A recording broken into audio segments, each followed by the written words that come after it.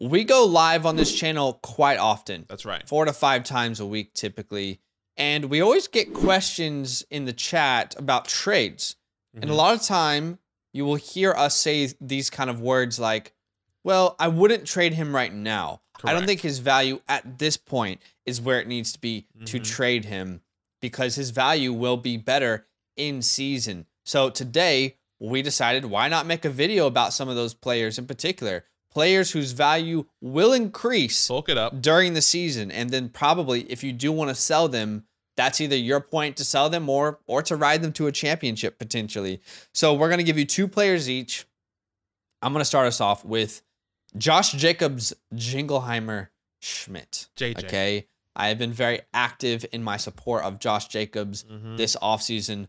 Right now, his current value, according to crowdsourcing, is the RB22 in Dynasty, which I personally believe is too low. For his age and for his production, I think that is too low to rank Josh Jacobs. At the moment, his current value is a late first in 2022, which wouldn't be a 23 first if we're being honest, because those aren't the same values. It would be a 23 second at this point. That's probably the most that you could get for Josh Jacobs. If we're just being honest, most people are probably not willing to give you a 23 first at this point, okay? However, I do believe his value is going to improve in season, which will allow you to sell.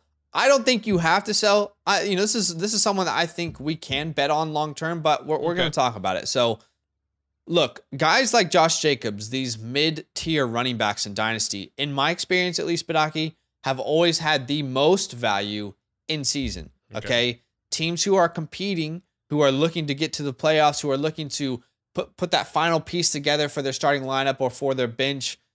Teams who are competing are much more willing to give value mid-season when they're in the midst of competing, okay? Right now we're in the offseason. Teams, they know their players, okay? They're very well aware of, this is my roster. There's no injuries just yet, no significant injuries just yet. But then you get, a week, 2, 3, 4, 5 weeks into the season, injuries happen, but the team is still good. They need that extra piece. Maybe a player goes down. They need more depth. They just want to feel more secure. And that is when I think the value of these mid-tier running backs becomes at its highest point. So let's talk about Josh Jacobs in particular. Number one, I think he's been really good in his career so far. I think he's been massively underrated. Right. He's been an RB1 2 years in a row, RB1 finish. And in the past 3 years, which is, that's every year that he's had to be a starter in the NFL. In the past 3 years, he's averaged these numbers for, averaging in his career.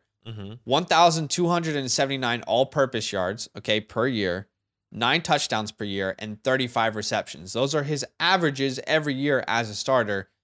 And by the way, the targets and the receptions have dramatically improved each and every season. Last year, he had 54 receptions in 2021. And like I said, finishes the RB8, then the RB12 in the last 2 seasons. I don't believe it's out of the realm of possibilities for him to be a top 12 guy again this year. And we could see his best every year. But let's talk about last year just quickly.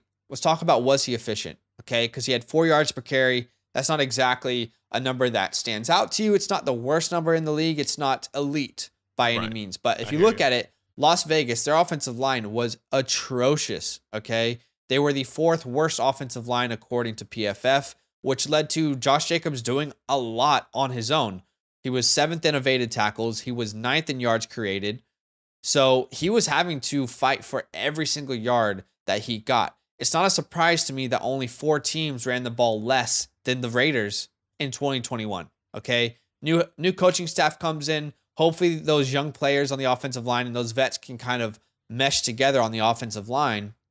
But the most important thing for this team this offseason was the signing of Davante Adams. Yes. And Davante Adams is going to drastically improve Josh Jacobs' fantasy output this year, okay? Last year, the Raiders scored the 17th most points per game, and Josh Jacobs was still the RB12, okay? He finishes the top 12 running back, and the Raiders weren't even in the top half of the league in scoring per game, okay? Now you add Davante Adams to this offense. Where could they finish in points per game amongst the NFL? And what does that mean for Josh Jacobs? Well, why don't we look at another team who might have been in a similar situation? What happened for Cincinnati when they added Jamar Chase. Right. And hold on, if you're upset right now, can we just be realistic for a moment? Jamar Chase and Davante Adams can bring the same type of impact, because we've all been saying that Davante Adams is the best wide receiver in the NFL. But now that I'm trying to, bring some explanation here, some people might not like this take. Okay, Right. but let's get on the same page here. Would you agree right now, Badake, that Davante Adams is either the best or second best wide receiver in the NFL? No doubt. Okay, so I'm glad we're all on the same page there. Some people might disagree. But what happened for Cincinnati when Jamar Chase entered there? Okay, they went from the 29th best team in points per game to scoring the 9th most points per game in 2021. Okay, Joe Mixon went from scoring 3 touchdowns to 13 touchdowns, from the RB49 to the RB4. Now, he did miss time in the previous year, but you see where I'm coming from. There was a drastic change in Joe Mixon's output, and I personally believe that Davante Adams can bring the same type of impact for this offense here in Las Vegas. We saw the impact he's had in Green Bay for decades. I think he can absolutely transform this team. I think that this team can go from being 17th in points per game to 12th. I think they can be a top 12 scoring team in the NFL. So Josh Jacobs last year, I think he got 10 touchdowns, if I'm not mistaken. It was 9 or 10. So I don't think he's necessarily going to hit like 15 touchdowns, but I think he's an absolute lock for double-digit touchdowns. And that's kind of hard to find at the running back position. But for me, Josh Jacobs, the amount of times that they're going to be in the red zone, the amount of scoring opportunities that they're going to have, Josh Jacobs to me is a lock for double-digit touchdowns. And if you own Josh Jacobs and you're looking for a point to sell him, it's not right now. It's when this team is firing on all cylinders and he is scoring maybe a touchdown every week. He's consistently giving you 12 to 15 points every week. Is that an absolute superstar? Is that CMC numbers? No, but it's a guy that people can rely on. They can place into the lineup and they're willing to pay for. And by the way, he's not even over 24 years old yet. So it's not as if people are feeling like they're trading for Derrick Henry and his career is almost at the end. So for me, Josh Jacobs, I think, is one of those guys where if I have him on a team that's competing, I don't feel a need to sell him. But I have him in other teams where I'm not competing, where I'm like, if I want to sell him, the right time is going to be mid-season when this team is starting to fire on all cylinders. So Josh Jacobs to me is one of those guys whose value absolutely will look a little bit different. And RB22, I think is just a little bit ridiculous. Twice. It's crazy. I think the RB22 is crazy. It's very interesting. I like Josh Jacobs. We got to wait and see. Davante Adams can either change the game or it can really, really hurt JJ. So we'll definitely see. My first player that I believe you should hold and will be increasing into the middle of the season is my guy Saquon Barkley.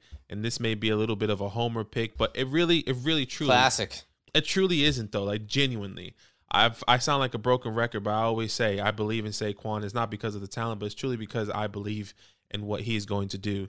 I guess so. It is because of the talent. Anyways, current value, RB13, according to the community. He, in the 2022, he's a top 5 pick still. No one is going to pay a top 5 pick for Saquon right now. And in 2023, that's a late first.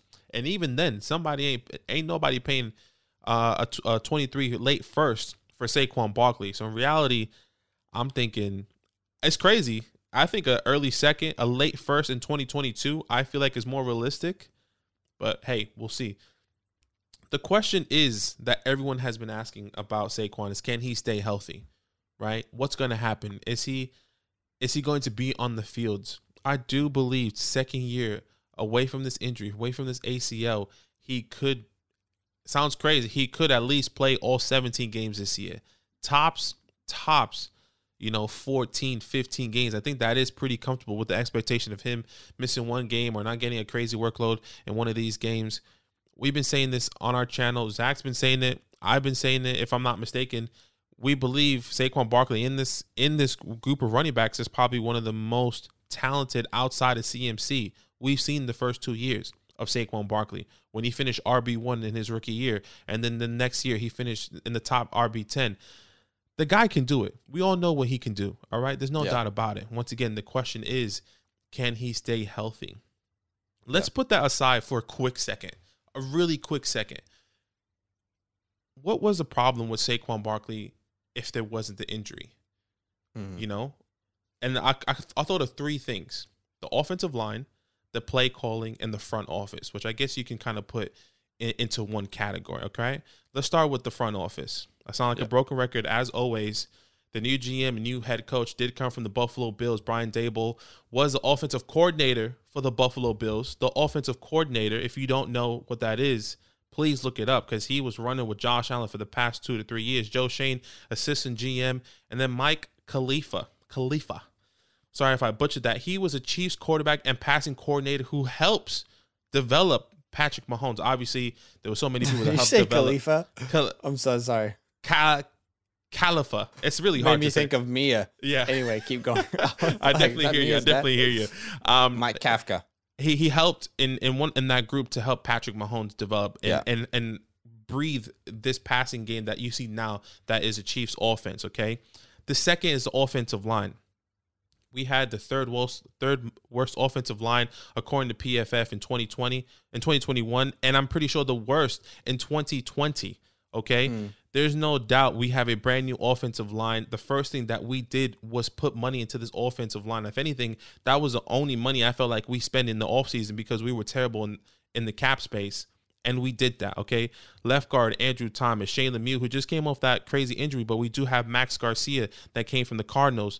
John Feliciano that came from the Buffalo Bills. Once again, the Buffalo Bills. Mark Glokowski came from the Colts, who has the best run offense this past year with Jonathan Taylor and all those guys, right? And then you have the right tackle, Evan Neal, arguably the best offensive lineman in the 2022 NFL draft. There's no doubt about it, okay? And last but not least is the play calling. For the past 2 years, we had Joe Judge and Jason Garrett. That is absolutely terrible. And I had hope. As a Giants fan, I had hope. I was like, you know what? Hey, Jason was running it for a couple years in Dallas. They had a nice offense. People were still fantasy relevant there. Maybe Jason can bring some life. No, I was stupid. Okay? You know who yeah, please. You know who had a top... That's what he does. That's Jason's move. Yeah, thank you. You know, we need to come back on the next play, guys. We really have this. Let's bring it back. Let's continue with the energy. Like, bro, be upset. I hate that. Anyways, who had the top 5 scoring offense for the past 2 years? The Buffalo Bills. Once again, who came from the Buffalo Bills? Brian Daboll, who was the offensive coordinator, now is the head coach, right?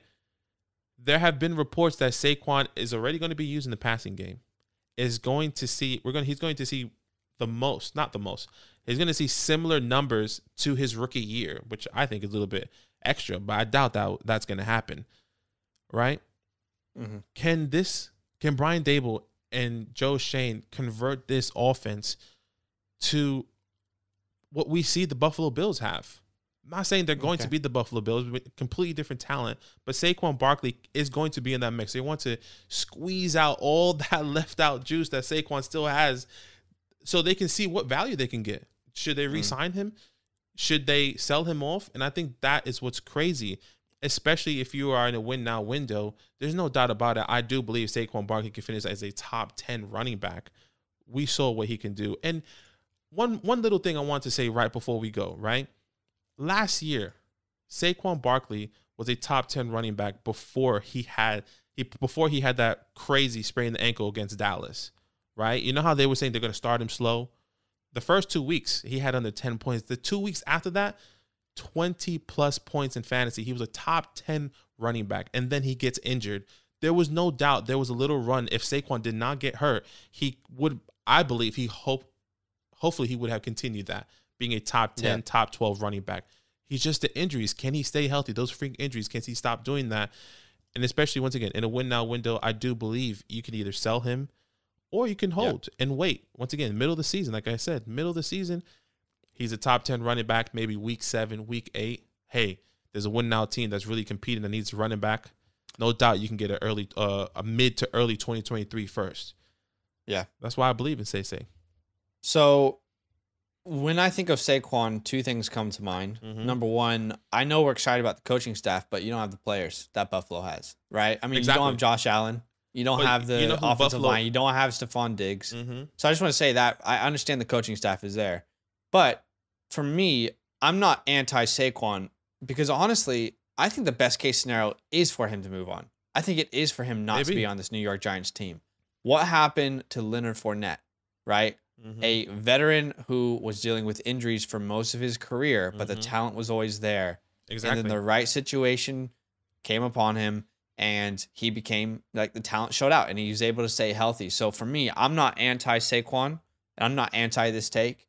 I'm more, man, I would actually love to see him not on the Giants. Yeah. You know, and I think would love that's to a see him possibility. somewhere else. That's definitely a possibility. Let's not forget that this is the most talented running back, you know, the Buffalo Bills head coaching staff has had. Sure. Right? Yeah. You know, and they're coming in with Saquon Barkley and saying, wow, you're right. They don't have Stephon Diggs and everyone else that can change everything in the perimeter or on the outside. But hey, maybe Saquon can be like, this is what I could do with the top running back. He's their most talented player if healthy. So, you know, we'll see.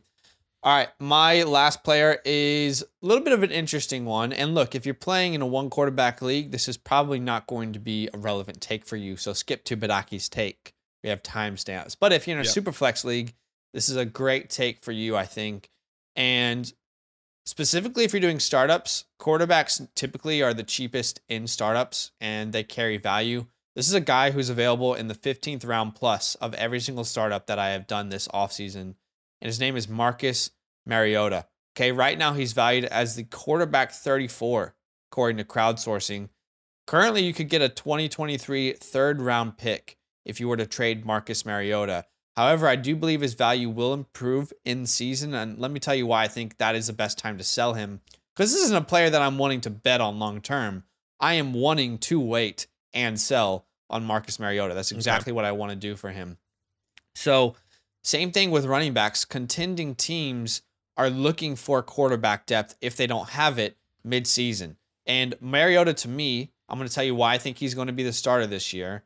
But think about what I said with running backs. There are teams out there who are in super flex leagues who are betting on Baker Mayfield this year, who are betting on Jimmy Garoppolo, who are betting on maybe they weren't able to figure out a Kenny Pickett in their rookie drafts. Maybe their second best quarterback is a Sam Darnold. Who knows what the case may be? The rest of their team is available.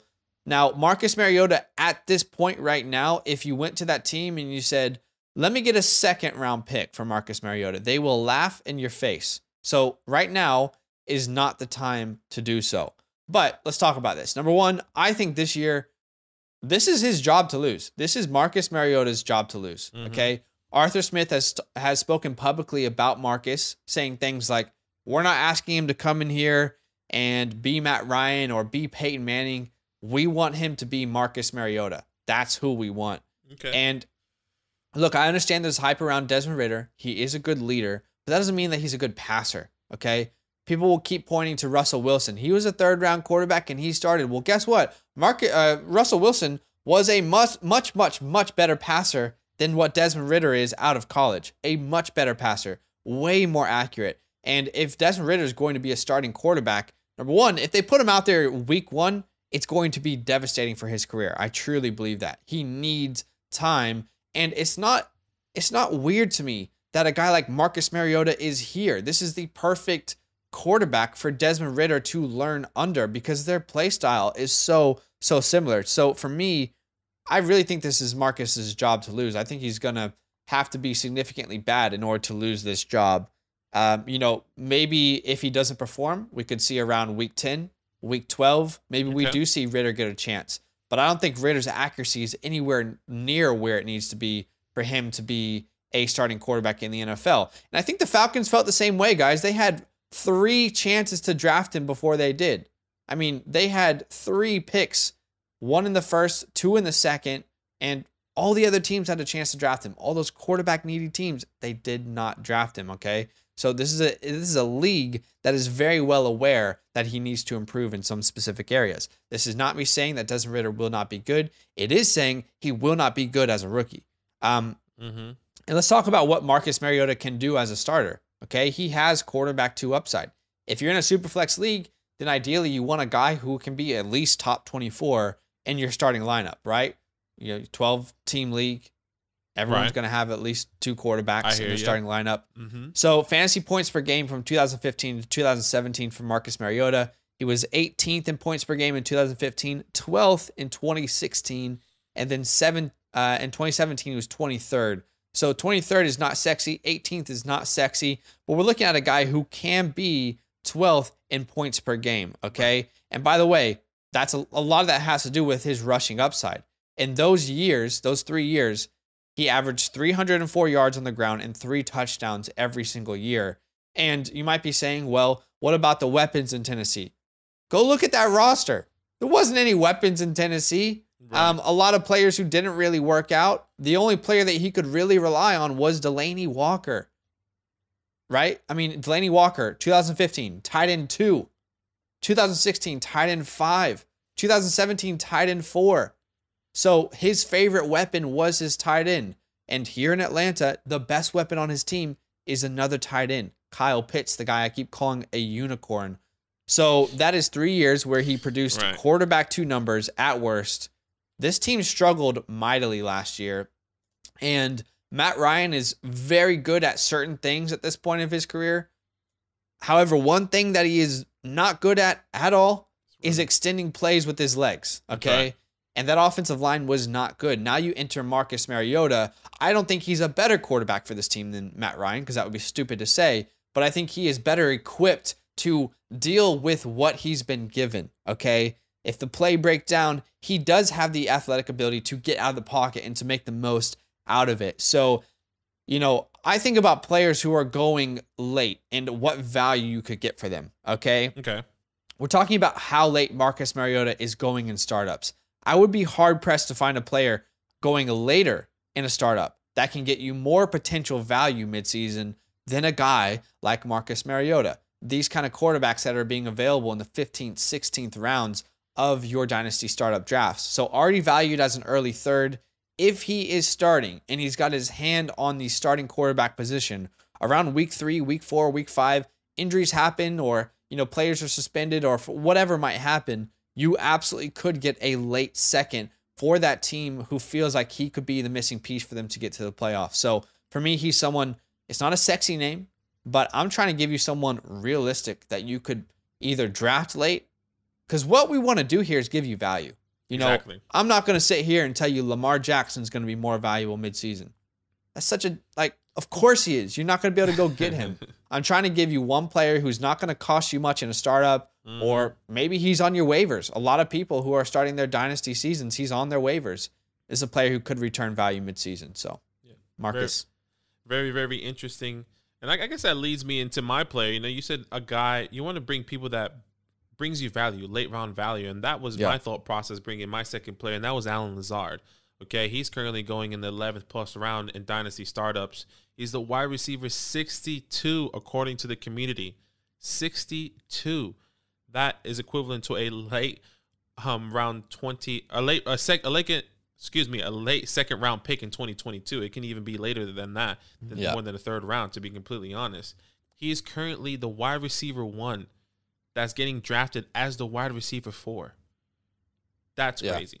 That is low risk, high reward that is coming to your way right here, right now. All right. Yeah. Obviously, we sound like a broken record. Devontae Adams is no longer on this team. 150 plus targets vacant that's going to be distributed amongst this team, whether that's to Allen Lazard, Christian Watson, Aaron Jones, Sammy Watkins. Those are the guys, right? They get rid of Devontae Adams and MVS. They sign Sammy Watkins, who I'm personally not really worried about. They draft Christian Watson, who Zach's been saying he drops everything with it, which it is true. He does drop everything. I'm not saying he drops everything. I'm saying every time we talk about Christian Watson, you say, hey, just let you know, that 1%. He has an issue with of drops. No, I know, and I wanted to highlight that. I'm not roasting you, just highlighting that. That was something. I like Christian Watson. I'm just I like Christian Watson as well. I like Christian Watson as well. I'm really high on him. And then Randall Cobb, right? There's no one else outside of Randall Cobb that has the chemistry with Aaron Rodgers on this team. Obviously, Randall Cobb has been there for years. He left, he came back. He's not the same. He's older. What is it, 33, 34, something like that, something crazy like that. And Randall Cobb, I do not believe, and I'm not personally scared of Randall Cobb or Sammy Watkins taking targets away from Alan Lazard. These rookies will have growing pains with Aaron Rodgers. And what happens when somebody drops the ball? Aaron Rodgers is looking the other way. Aaron Rodgers is done with you. Aaron Rodgers is like, I'll give you one more chance in the next, down the road, 3 games down the road. I'll throw the ball to you again. Alan Lazard has been there. He's been in contention. He's obviously been competing with Devontae Adams for the past 4 years. He's been on this team. It's hard. Now with him gone, he is going to get the opportunity. I said this before, weeks 14 to 18, Alan Lazard was the wide receiver 8 on this team. Yeah. The wide receiver 8 amongst the fantasy community, or amongst wide receivers, right? Yeah. In my opinion, he can finish as a top 15 wide receiver if he gets all these, if he continues to get these targets. Wide receiver 8 in weeks 14 to 18, if that continues in the season span, that feels comfortable. Wide receiver 15, wide receiver 20. Maybe I'm being too boldish, Maybe. But he is the number 1 receiver on this team. I don't see how that can change unless he gets injured, unless he start dropping balls, unless Christian Watson really starts to outshine him, unless they sign somebody else. Maybe they sign an OBJ, whatever the case may be. I'm not 100% sure what they would do, but top 15, top 20 feels really comfortable if he is going to continue moving forward. And obviously, if he does have a good season, why wouldn't they re-sign him? A 2-year contract, maybe a 2-year friendly deal, contract extension. I think that would be really healthy, right? And then if that does happen, what you can do is sell him for an early 2024 first round pick. I think that would be really comfortable. Or you can maybe sell him for an early 2022 second, right? Because 2023 second, because we've been talking about it. I've been talking about it. This 2023 class is stacked in the top 3. But you can get first round talent in the 2023 class in the second round. At least that's the expectation right now. I do believe you can get more, but all depends on if Alan Lazard is going to get re-signed. That has to happen. But other than that, let's just say he's having a good season. Hey, let me get that early second round pick in 2023. You can jump a whole round, essentially. Right? Because he's currently valued at the end of the 2023 class in the second round. So why not jump? I would say best case scenario with Lazard, you're getting a late 2023 second. Because right now he's a late 2022 second. Yeah, exactly. And I'm okay with a late 2023 second. I think his value could improve. I think he has potential to be a wide receiver 3, like a wide receiver. Yeah, on your team. 36 to whatever that range is. But I don't know that top 15 is there, but you could be right. I mean, who knows? It's hard to say. It's hard to say, and that's the thing. Like, if we don't really know if Lazard's going to be that guy, we don't know what's going to happen yet. But I agree that it could happen. But what if their wide receiver 1 isn't on the team yet? What if it's Will Fuller? That is true. If Will Fuller does come in, that can definitely change it up. What if it's Julio? What if it's Emmanuel Sanders or something stupid like that? One of these guys who has doesn't have a contract yet, but. I do like the Lazard take. I'm a little bit more skeptical. I couldn't project him to be a wide receiver 2, but I do think that that his value will get higher. I also think there's no is anyone really going to send a first? I think that might be unrealistic. No, that's what I'm saying. That's why I said maybe in 2024 in a 2 years time. Okay. If he does in that middle of the season, hey, he's a top 15 wide receiver. Bro, he's going to continue. This is how you sell it. He's going to continue with Aaron Rodgers. He just re-signed. What happens, I think that's a thought process. Okay. I don't know if a first is realistic, but like I said, 23 late second, I think that could happen. Guys, let us know in the comments down below. Let us know what your thoughts are. Yo, what's good? Thanks for watching. We got a lot more videos. A lot more. If you want more videos. Watch it. You can also subscribe. Right now. If you want to. You need to. And lastly, don't forget that you can sign up to support the show and get exclusive content by going to patreon.com/fantasylandfam.